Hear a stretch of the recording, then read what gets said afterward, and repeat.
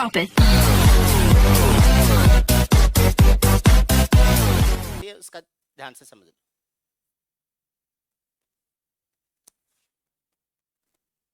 एक ट्रेन किसी आदमी को T1 समय में पार करती है, दूसरी ट्रेन उस आदमी को T2 समय में पार करती है।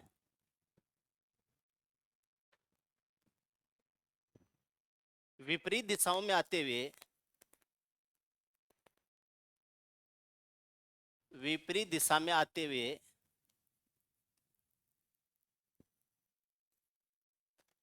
एक दूसरे को कितने समय में पार करेंगे?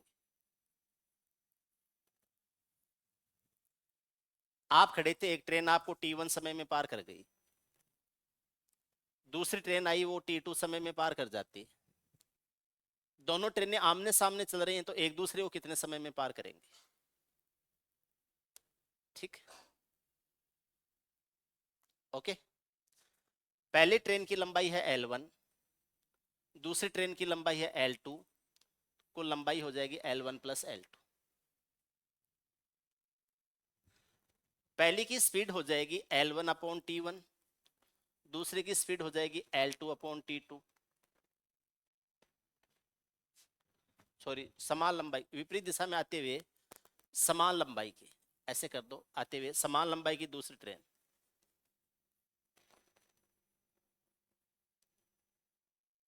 ये भी समान लंबाई की है।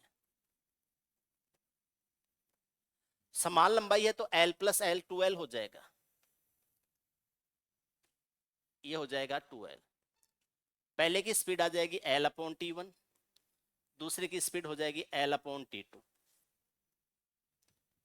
ये 2L है, इसमें से L कॉमन ले लेते हैं, 1 upon T1 1 upon T2, L से L कट जाता है 2, नीचे एलसीएम बन जाएगा T1 गुणा T2, ऊपर हो जाएगा T2 प्लस T1, आप ऊपर जाके गुणा हो जाएंगे, 2T1 गुणा T2 अपॉन हो जाएगा T1 प्लस T2। विपरीत दिशा में आते हुए एक दूसरे को कितने समय में पार करेंगी? इसमें यह बात ध्यान रखनी है स्पेशली, समान लंबाई की हैं दोनों ट्रेनें, यहां पर स्पेशली ध्यान रखना है दोनों ट्रेनों की लंबाई समान।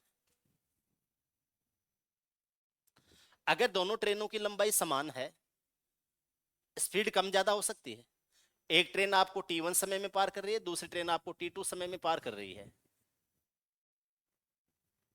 तो दोनों आपस में एक दूसरे को कितने समय में पार करेंगे? अगर अपोजिट डायरेक्शन में आ रही हैं तो T1 गुणा T2 upon T1 plus T2 हो जाएगा।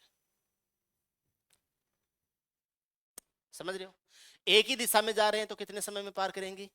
तो यह आ जाएगा, यहां पर सापेक्ष चालों का अंतर हो जाता है, तब यहां पर यह आ जाएगा 2 गुणा T1 गुणा T2 upon T1 minus T2।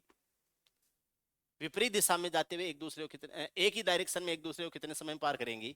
तब यहां प्लस की बजाय क्या आ जाएगा? माइनस आ जाएगा।